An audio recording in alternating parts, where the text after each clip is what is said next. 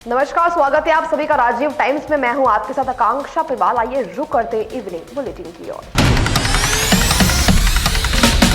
मध्य प्रदेश में 5 साल पुरानी राजनीतिक हलचल एक बार फिर चर्चा में है। कांग्रेस के दिग्गज नेता दिग्विजय सिंह ने एक इंटरव्यू में कमलनाथ को सिंधिया की बगावत और सरकार गिरने के लिए जिम्मेदार ठहराया। वहीं कमलनाथ ने सोशल मीडिया पर पलटवार करते हुए लिखा है कि सरकार इसलिए गिरी क्योंकि सिंधिया को लगता था दिग्विजय सरकार चला रहे। बीजेपी नेताओं ने भी इस बयानबाजी पर कांग्रेस को घेर लिया। वहीं पीसीसी चीफ जीतू पटवारी ने कहा है कि पार्टी को पुराने विवादों को पीछे छोड़कर 2028 की तैयारी करना चाहिए। वहीं बीजेपी विधायक रामेश्वर शर्मा ने प्रतिक्रिया देते हुए कहा है कि कमलनाथ और दिग्विजय सिंह कल भी लड़ रहे थे, आज भी लड़ रहे हैं और अब सबकी नजरें कांग्रेस के केंद्रीय नेतृत्व पर टिकी हुई है कि वो इस बार बयानबाजी पर क्या रुख अपनाता है। नहीं, बात यह है कि कमलनाथ जी और दिग्विजय सिंह जी का जो प्रेम है, जो स्नेह, जो उनकी केमिस्ट्री है, ये जग जाहिर है। 50 साल से ज़्यादा की आसपास की उनकी राजनीति है, एक दूसरे के संबंध है, एक दूसरे का प्रेम है। जहाँ तक प्रश्न है, जो दोनों बयान आए, उनका मूल भावना है कि कैसे ज्योतिरादित्य सिंधिया ने प्रदेश के जनादेश को धोखा दिया। अल्टीमेटली तो वही बात है जो कमलनाथ जी ने कही, दिग्विजय सिंह जी ने कही कि मुझे कभी भरोसा नहीं था कि सिंधिया धोखा देंगे, भाग जाएंगे, ये उनके वक्तव्य में है। और वैसे ही कमलनाथ जी ने भी जो अपनी बात कही कि बहुत महत्वाकांक्षित है, इसलिए जनादेश को धोखा दे के चले गए। तो स्वाभाविक है कि दोनों की बात एक है। अब आप उसका इंटरप्रिटेशन अलग अलग लगाओ, अपनी जगह है, पर कांग्रेस पार्टी के अध्यक्ष के रूप में मेरी मतलब एक इसमें मत है कि हम तो आगे की ओर देख रहे हैं। जो बीत गई उससे हमें सरोकार नहीं, और मैं मानता हूं कि हमें 2028 की सरकार बनानी है। सब नेता उस तरीके से सोचेंगे तो ज़्यादा बेहतर। मान लेते तो शायद 2020 में गवर्नमेंट नहीं। मैं अतीत की बात नहीं कर रहा हूँ। जनता यही तो पूछना चाहती थी कि सरकार एक्चुअल मुख्यमंत्री चला रहा है कि पर्दे के पीछे कोई दूसरा मुख्यमंत्री चला रहा है। और आज के जो नेता प्रतिपक्ष है और कल के उस समय के जो मंत्री थे उमंग सिंगार, उन्होंने यही तो कहा था कि पूरी सरकार रिमोट कंट्रोल से चल रही है और सारी सरकार दिग्विजय सिंह चला रहे हैं। रेत माफिया, शराब माफिया, खनन माफिया, और वो हो सकता है उद्योगपति भी उसी में से एक निकल कर आए हों। लेकिन अब पछतात होत क्या है जब चिड़िया चुग गई खेत। जब आपने सिंधिया जी का सार्वजनिक अपमान किया, जब सिंधिया जी ने कहा कि लोकतंत्र में हमने जनता से जो वादे किए हैं उन वादों को पूरा नहीं कर रही कमलनाथ जी की सरकार, तो कमलनाथ जी ने सिंधिया जी ने कहा कि मेरे को वादे पूरे करने के लिए सड़कों पर आना पड़ेगा। तो कमलनाथ जी ने कहा सड़कों पर आओ, खूब आओ। तो सिंधिया जी ने दिग्विजय सिंह और कमलनाथ जी की मंडली को पूरी सड़कों पर ला दिया। पर्दे के पीछे दिग्विजय सिंह खेल कर रहे थे। वो दर्द आज कमलनाथ जी का झलका है। दर्द और घायल करने वाला आदमी दोनों एक साथ है, और जनता के स्वाभिमान की लड़ाई लड़ने वाला भारतीय जनता पार्टी के वरिष्ठ नेता है। ये 20 में गई है। कल दोनों पूर्व मुख्यमंत्री की खींचतान का कोई औचित्य बसता नहीं है, पर ये खुद मान रहे हैं कहीं ना कहीं इनसे चूक हुई कि देश के केंद्रीय मंत्री ज्योतिरादित्य सिंधिया जी कि उस समय उनका बड़ा योगदान था सरकार बनाने में कांग्रेस की, और आज ये दोनों मान रहे हैं, इसके कहने से उसके कहने से, मतलब ये तो सामने आ गया जनता के सामने कि कहीं ना कहीं त्रुटि इनकी थी। सिंधिया जी आज भी सही थे, उस समय भी सही थे। उन्होंने जिस मुद्दों को लेकर सड़क पे उन्होंने कहा था किसानों के 10 दिन में 2 लाख के कर्ज माफ हो, युवाओं को बेरोजगारी भत्ता मिलना चाहिए, स्वसहायता समूह का लोन माफ होना चाहिए, और सहायक शिक्षकों की समस्या का समाधान होना चाहिए। ये सारे मुद्दे लेकर केंद्रीय मंत्री परम सम्मानित ज्योतिरादित्य सिंधिया जी ने मुद्दे उठाए थे। अब दोनों वरिष्ठ नेता ये मानते हैं कि वो सही थे, इसलिए सरकार की सबको पता है, इसमें कोई बोलने का औचित्य बसता नहीं है।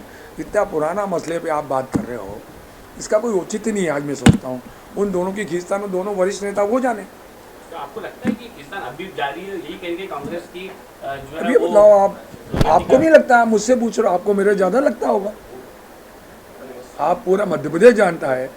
आज पूर्व मुख्यमंत्री जी का इंटरव्यू दिग्विजय सिंह का पहले आया, उसके बाद पूर्व मुख्यमंत्री कमलनाथ जी का एक्स पे आया। ये इस बात की संकेत है कि दोनों में कितना प्रेम है। और एक दूसरे के बुजुर्ग नेता काले कारनामे साथ ला रहे हैं, सामने ला रहे हैं, क्योंकि संवाद बचा नहीं, बातचीत बची नहीं। एक पॉडकास्ट में बोल रहे हैं तो एक ट्विटर पे झाड़ रहे हैं, तो अब दोनों एक दूसरे के काले कारनामे सामने लाएंगे। लेकिन ये इनकी नूरा कुश्ती सड़कों पर आ गई है।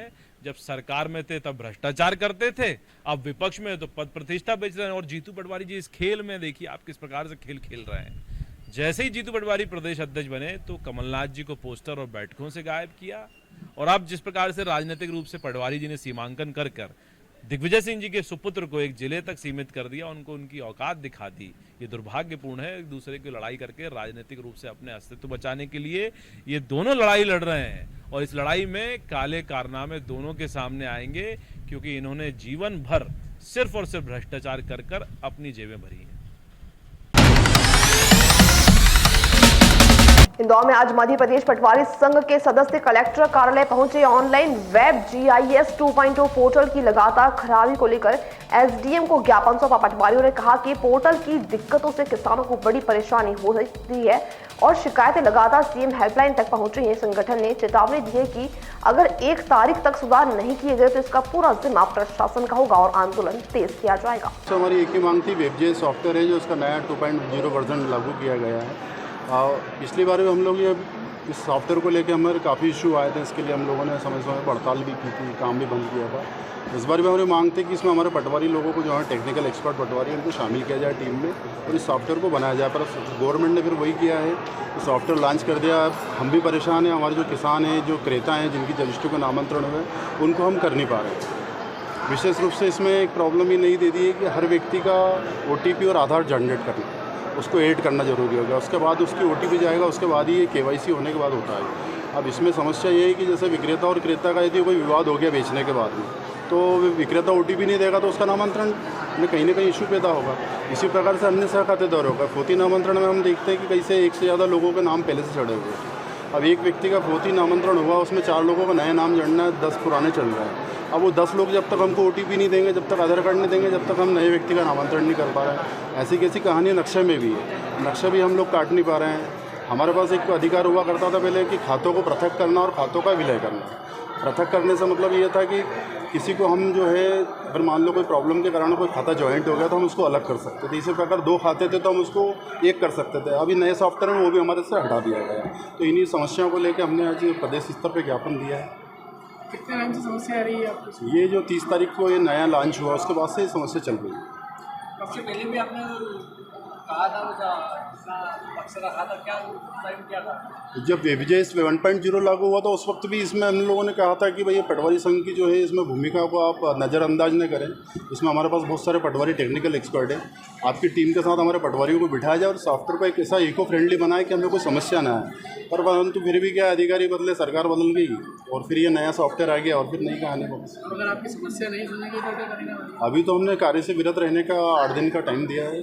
8 दिन बाद अगर इस समस्या का निराकरण नहीं होता, हमारी मीटिंग नहीं होती भोपाल में प्रदेश स्तर पर, हमारी बातें नहीं सुनी जाती, तो फिर हम इस कार्य को बंद कर दें।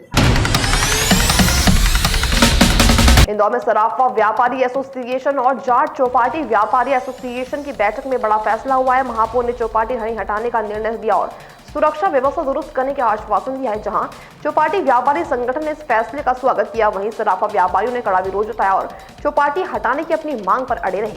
और परंपरागत व्यंजनों के साथ परंपरा और धरोहर का संदेश देते हुए सुरक्षित और स्वच्छ भाव से लगे, और इसको करने के लिए, इसको एग्जीक्यूट करने के लिए MIC ने कमिश्नर को अधिकृत किया है।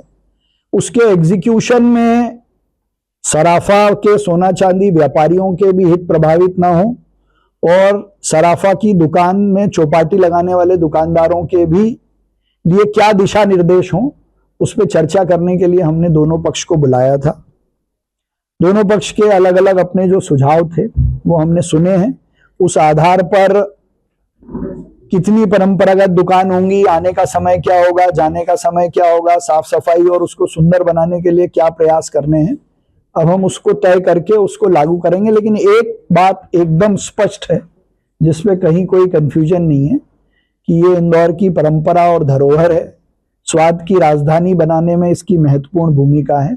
तो ये अच्छे से और विशेष रूप से यहाँ देश दुनिया से आने वाले लोगों की सुरक्षा को ध्यान में रखकर अनुशासनात्मक ढंग से ये चले, परंपरा कायम रहे, लोग आते रहें, उसकी हम व्यवस्था करेंगे। पूर्व में भी जो अच्छे स्टॉल लगते थे वहां पर, हाँ, एक समय को लेके आया है कि कितनी बजे आए, कितनी बजे जाएं।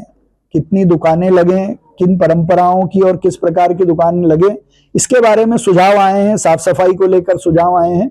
और हम एक बार पूरा, चूंकि अब प्रस्ताव किया है, तो जो एग्जीक्यूटिव ऑफिसर्स हैं वो इसको एग्जीक्यूट करने के लिए अपने नियम बना के इस पे काम करेंगे। सर, इंदौर मेयर और नगर निगम की तरफ से क्या विजन देखते हैं उसकी, जो कि 4-5 बहुत इम्पोर्टेंट आपका नाम है, नो डाउट सिक्योरिटी एक सेफ्टी सबसे बड़ी चीज है, वहाँ पे गैस की टंकी से लेकर सब कुछ है। दूसरा रिस्किंग और वो सब भी बातें हुई, सो कॉल्ड जो निकलने की जगह नहीं है लड़कियों, मतलब जिस प्रकार से चीजें होती हैं, छेड़ाछाड़ी की भी बात हुई।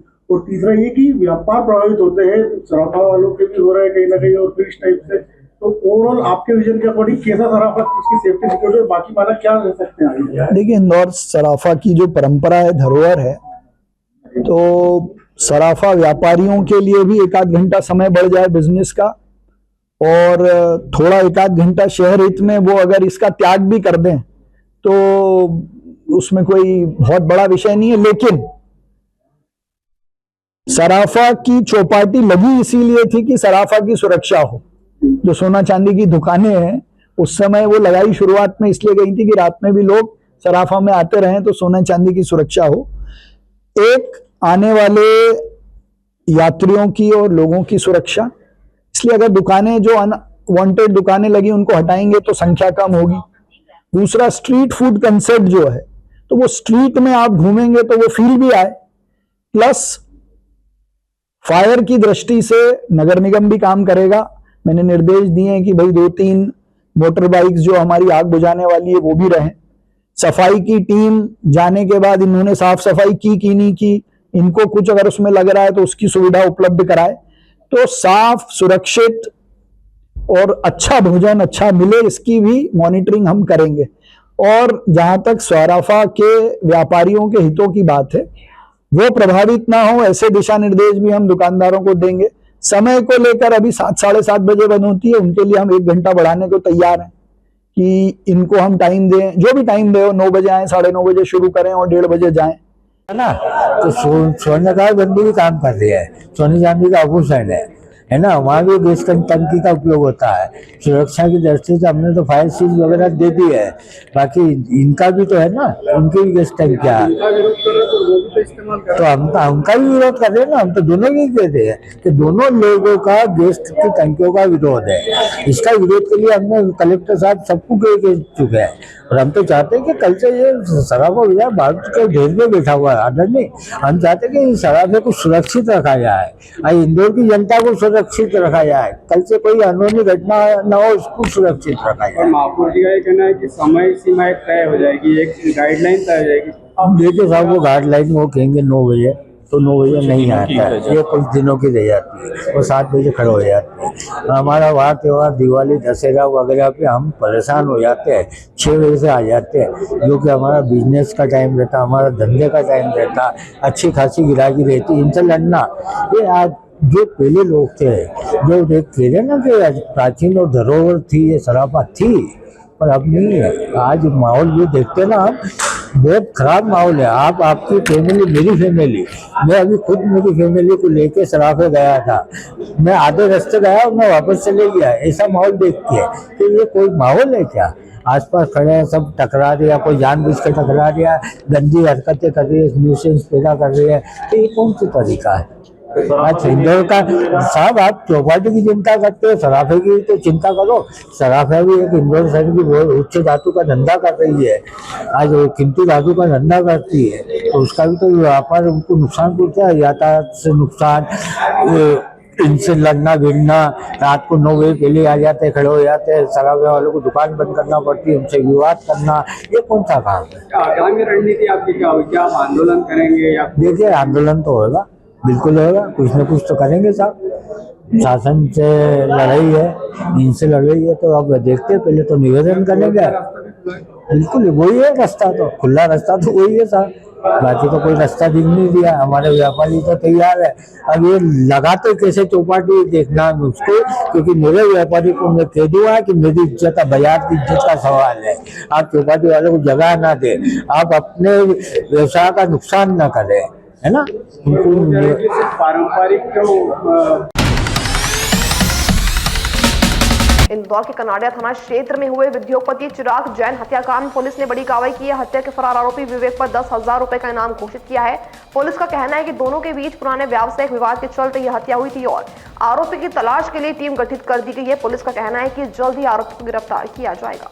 कनाडिया थाने के अंतर्गत एक मर्डर की घटना हुई थी जिसमें कि चिराग जैन की हत्या कर दी गई थी, जिसमें आरोपी विवेक जैन था जो कि घटना स्थान से ही फरार है।